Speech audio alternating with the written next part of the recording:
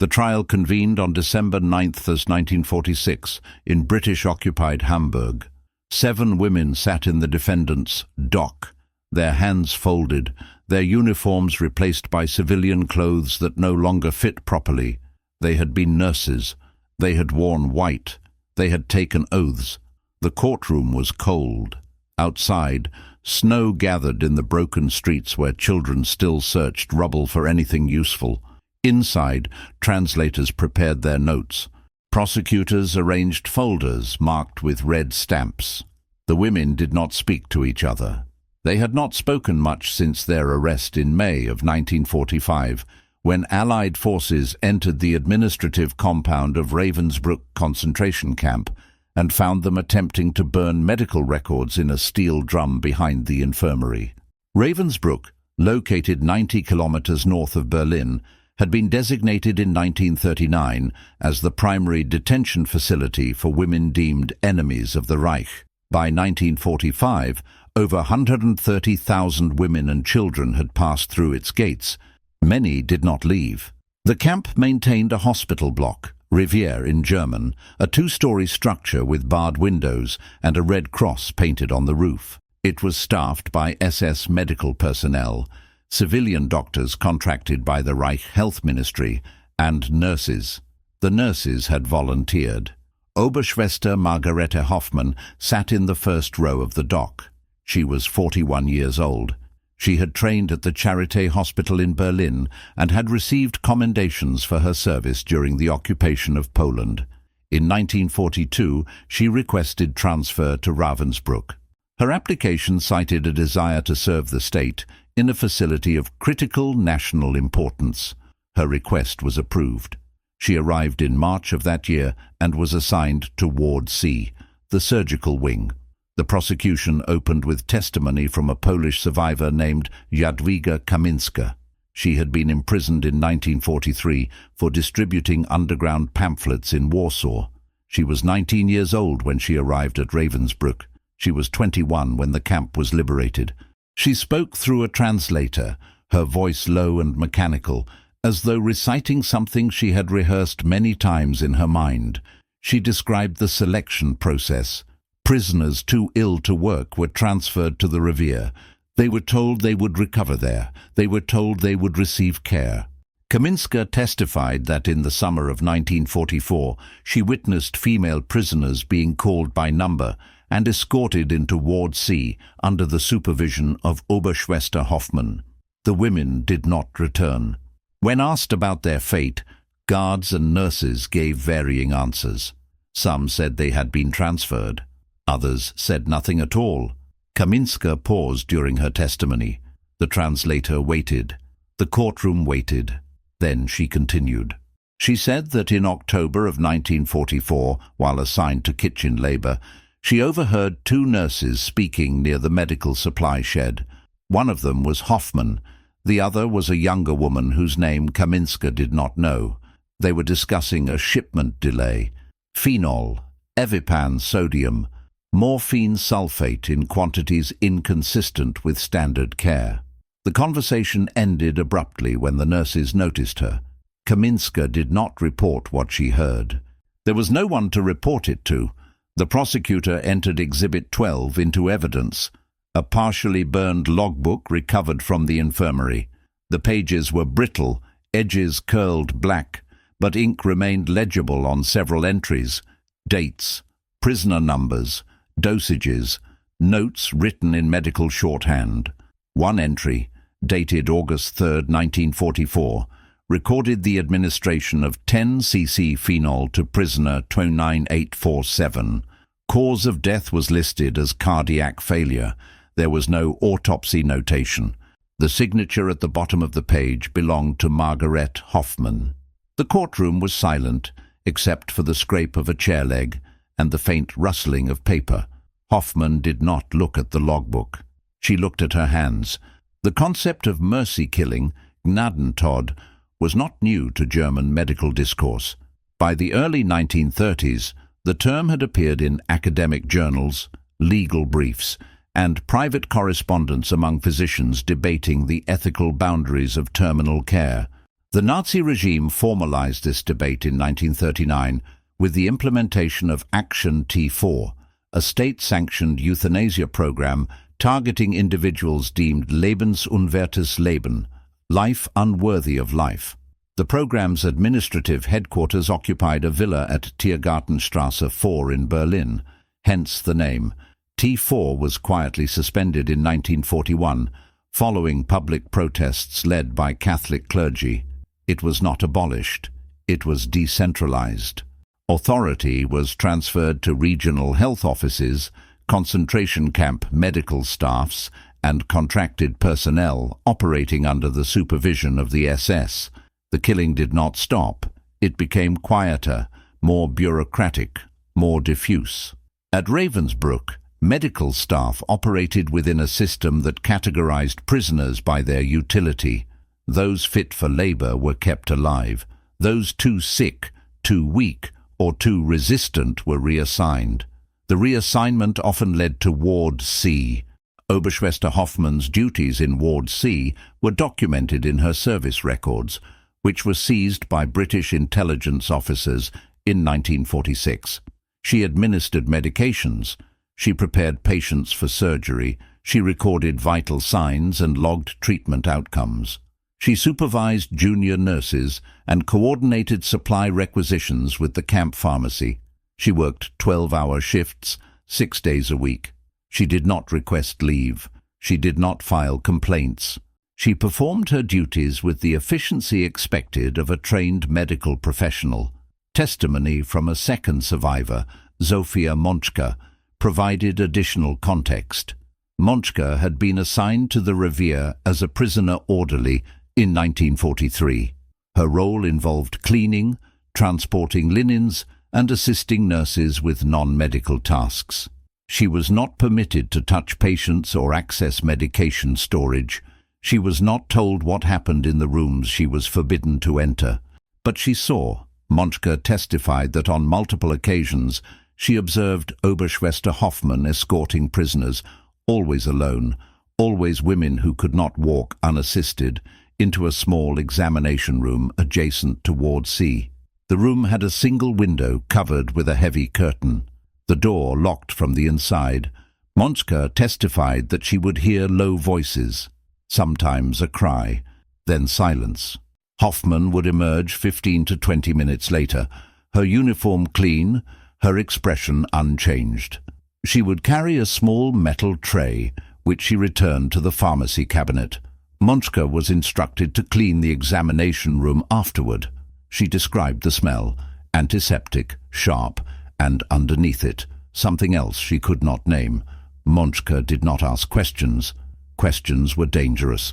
The prosecution presented Exhibit 27, a requisition form dated November 14, 1944, submitted by the Ravensbrück Medical Office to the Central SS Supply Depot in Oranienburg. The form requested 150 ampules of phenol, 200 ampules of Evipan sodium, and 50 grams of morphine sulfate. The quantities were inconsistent with the camp's recorded patient census, which at that time numbered fewer than 60 women in the Revier. The form was approved. The shipment arrived on November 22nd. A receiving signature at the bottom of the form read, M. Hoffmann. Defense counsel objected. He argued that requisition of medical supplies did not constitute proof of criminal intent.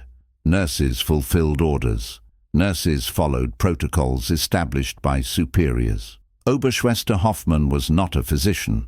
She did not prescribe treatment. She administered it. The judge allowed the objection to be noted for the record. The trial continued.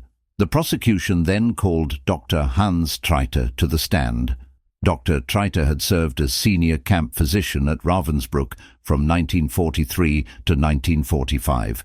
He had surrendered to British forces and had agreed to testify in exchange for consideration during his own pending trial. He appeared gaunt, his face unshaven, his voice hoarse. He confirmed that certain prisoners in deteriorated condition were selected for what he termed medical resolution. He confirmed that phenol injections were utilized. He confirmed that nurses, including Oberschwester Hoffmann, were involved in the administration. When asked if these injections were performed with the intent to cause death, Dr. Trait hesitated. Then he answered, "They were performed to prevent suffering."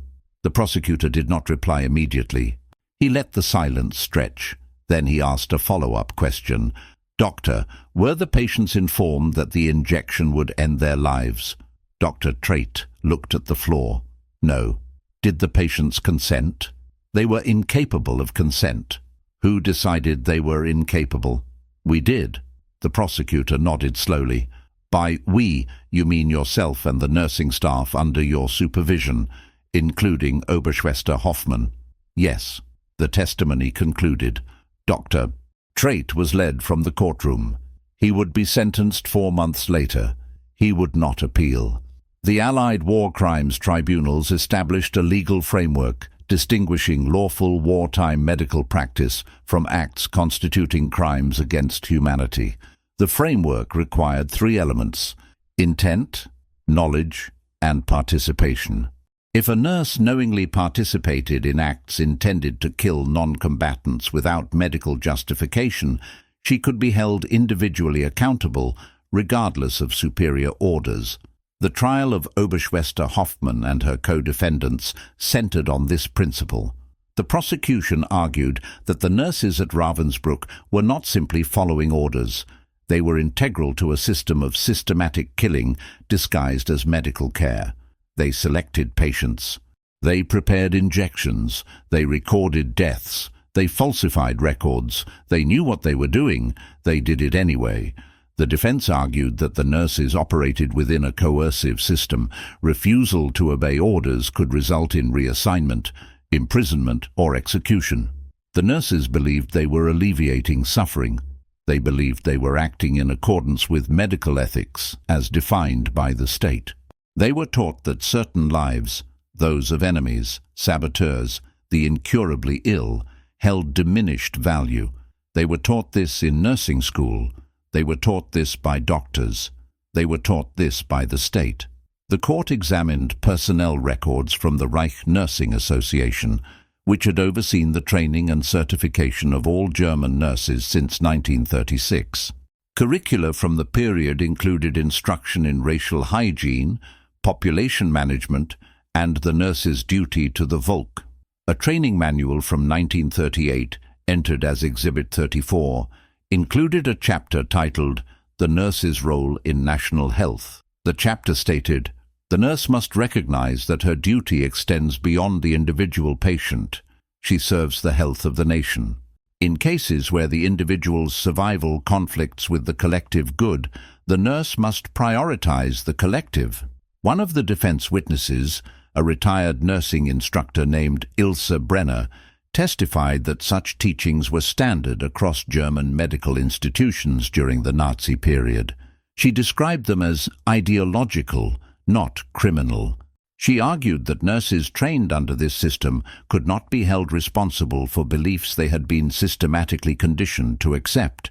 The prosecution countered with testimony from Dr. Leo Alexander, a neurologist and medical consultant to the US War Crimes Tribunal.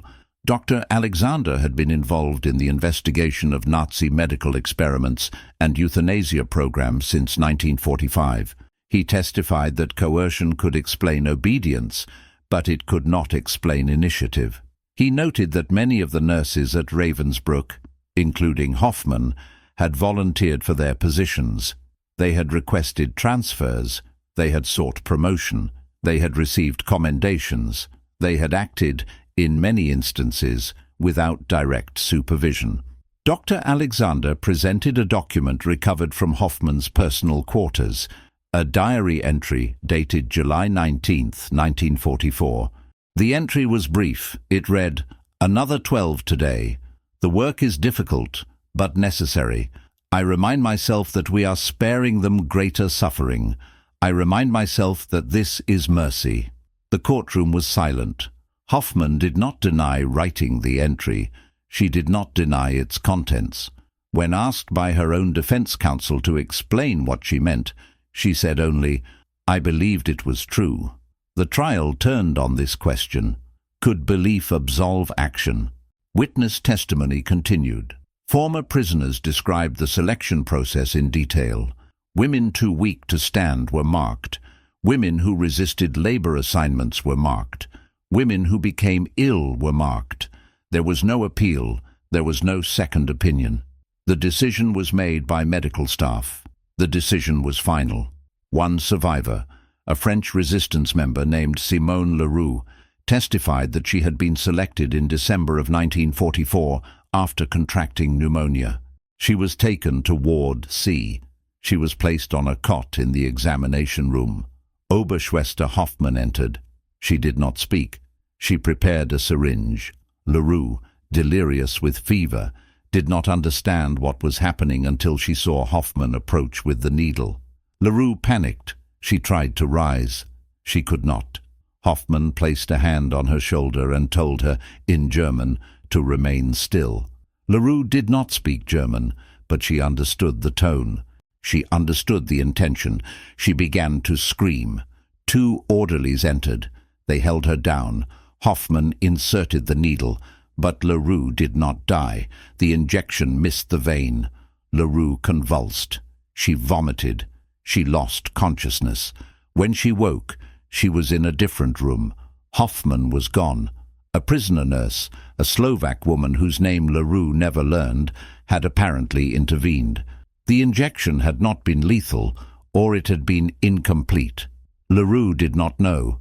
She was transferred to a labor detail the following day. She survived until liberation. Her testimony concluded with a single question from the prosecutor. "Do you believe Oberschwester Hoffmann intended to kill you that night?" Leroux answered without hesitation, "Yes." The trial concluded on January the 17th, 1947. Deliberations lasted 3 days. The courtroom reconvened on January 20th for the reading of the verdict. Oberschwester Margarete Hoffmann was found guilty on 4 counts: conspiracy to commit murder, murder of Allied nationals, participation in a systematic program of extermination, and violations of the laws and customs of war. The court determined that Hoffmann had knowingly and willfully participated in the unlawful killing of prisoners at Ravensbrück concentration camp. The court rejected the defense argument of superior orders, citing evidence of voluntary participation, initiative, and the absence of credible testimony suggesting coercion or duress. The sentence was death by hanging. 3 other nurses received the same sentence. 2 were sentenced to lengthy imprisonment. 1 was acquitted due to insufficient evidence linking her directly to lethal actions. Hoffmann did not react visibly when the sentence was read. She stood. She nodded once. She was escorted from the courtroom by military police. She was returned to her cell. Appeals were filed. They were denied. The executions were scheduled for December 1947. Hoffmann spent the intervening months in Hameln prison, a former Wehrmacht facility converted by the British occupation authorities into a detention and execution site for war criminals. She was permitted to write letters. She received none. She was permitted visitors. No one came. A prison chaplain visited her 3 times. In his notes, later archived in British military records, he described Hoffmann as calm, articulate, and unrepentant. She expressed no remorse. She maintained that she had acted according to her training, her duty, and her understanding of medical ethics as they existed within the system she had served. She did not deny the killings. She denied they were crimes. The chaplain asked if she felt any responsibility for the deaths of the women in her care. Hoffmann replied, "I feel responsibility for having done what was asked of me. I feel responsibility for having fulfilled my role. Whether that role was just is not for me to decide. I was a nurse. I did what nurses do. I followed the doctors. I followed the state." The chaplain did not record his response. Execution by hanging was carried out at Hameln prison on the morning of December 3, 1947. The condemned were led into the execution chamber, one at a time. Hoffmann was the second. She was led to the scaffold by 2 guards. She did not resist. She did not speak. A hood was placed over her head. The noose was secured. The trap door opened. It was over in seconds. British military protocol required that executions be witnessed by official observers and recorded in formal reports. The report on Hoffman's execution, filed by Captain J. M. Harrington, noted only the following: prisoner exhibited no distress, procedure completed without incident, time of death, E-rate 42. Her body was buried in an unmarked grave in the prison cemetery. No family claimed her remains. No memorial was erected.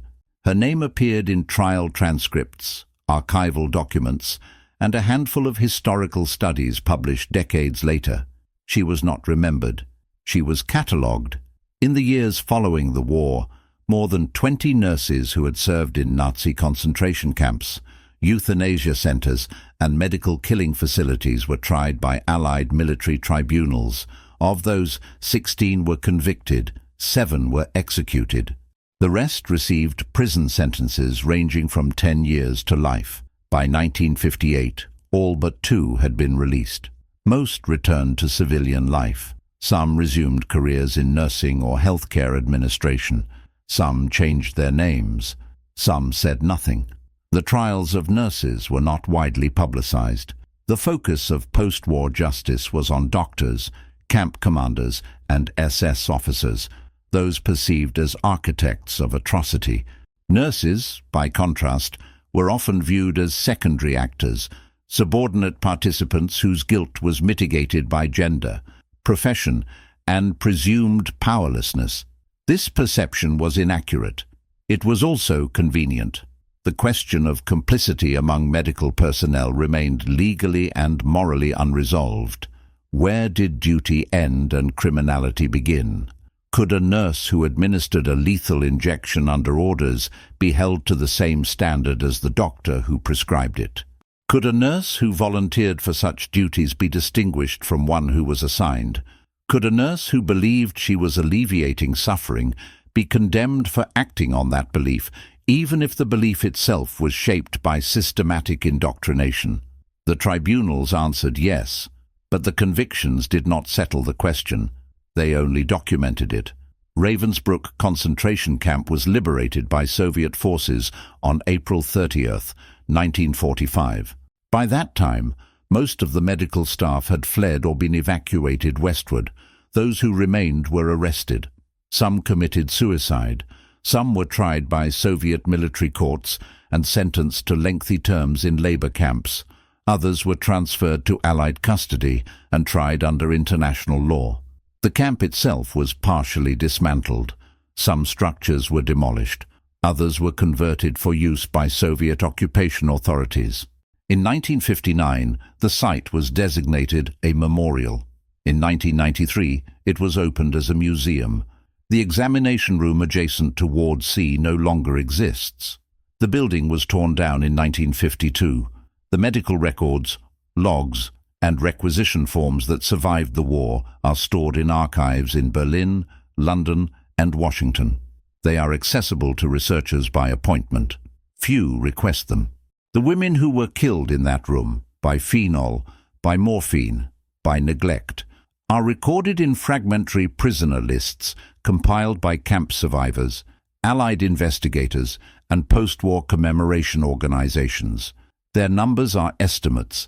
Their names are incomplete. In many cases, only a prisoner number remains. In some cases, nothing remains at all. Oberschwester Margarete Hoffmann's execution was noted in British military records and mentioned briefly in a January 1948 article in the Times of London. The article was 3 paragraphs long. It did not include her photograph. It did not detail her crimes. It stated only that she had been convicted of war crimes and hanged.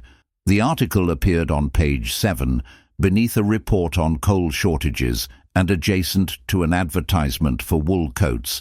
She was not remembered as a monster. She was not remembered at all. In a 1961 interview, one of the surviving prosecutors from the Hamburg trials was asked why so few people knew about the nurses who had been executed for their role in the Holocaust. He paused. Then he said, Because we prefer our villains to be men, because we prefer our nurses to be angels, because it is easier to believe that evil comes from command than from care. The interview was never published.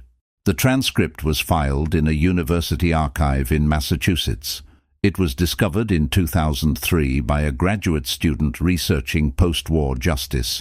The student cited it in a dissertation.